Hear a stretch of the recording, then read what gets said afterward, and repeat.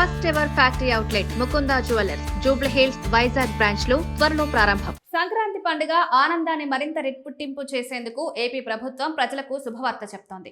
కొత్త పథకాలను ప్రారంభించడంతో పాటు ఇప్పటికే ఉన్న స్కీమ్స్ లో ప్రజలకు ఉపయోగపడేలా పలు మార్పులు చేస్తోంది.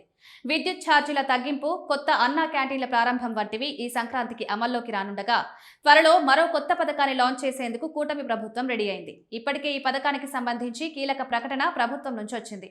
ఈ స్కీమ్ ద్వారా వారందరి అకౌంట్లో 10,000 జమ చేయనుంది.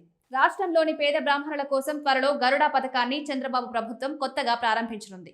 పేద బ్రాహ్మణుల సంక్షేమం, వారికి అండగా నిలిచేందుకు ఈ కొత్త పథకానికి శ్రీకారం చుట్టింది. ఈ పథకం ద్వారా బ్రాహ్మణ కుటుంబంలో ఎవరైనా వ్యక్తి మరణిస్తే సంబంధిత కుటుంబానికి 10,000 రూపాయల ఆర్థిక సహాయం ప్రభుత్వం అందించనుంది. వీటికి నేరుగా అకౌంట్లో జమ చేయనున్నారు. కష్ట సమయంలో బ్రాహ్మణ కుటుంబాలకు ఉపశమనం కలిగించేందుకు ఈ పథకం ప్రవేశపెడుతున్నట్లు ప్రభుత్వం స్పష్టం చేసింది. ఇప్పటికే గరుడ పథకం అమలుకు సంబంధించిన కార్యాచరణ కూడా మొదలైంది.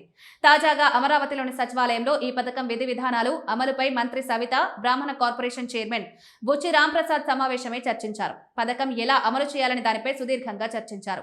గరుడ పథకానికి సంబంధించి మార్గదర్శకాలపై చర్చించారు. త్వరలో ప్రభుత్వం మార్గదర్శకాలు విడుదల చేయనుంది.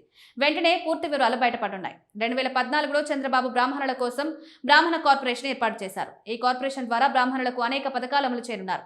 నిరుపేద బ్రాహ్మణులకు ఆర్థిక సాయం అందిస్తున్నారు. 2014-19 మధ్య కాలంలో అధికారంలో ఉన్నప్పుడు అప్పటి టీడీపీ ప్రభుత్వం గాయత్రి, వేదవ్యాస, వశిష్ఠ, ద్రోణాచార్య, చాణక్య, కళ్యాణమస్తు, కశ్యప, భారతి విదేశీ విద్య వంటి పథకాలను బ్రాహ్మణుల సంక్షేమం కోసం అమలు చేశారు. అయితే ఆ తర్వాత ఆ పథకాలు నిలిచిపోగా ఇప్పుడు మళ్లీ అమలు చేసేందుకు రంగం సిద్ధమవుతోంది.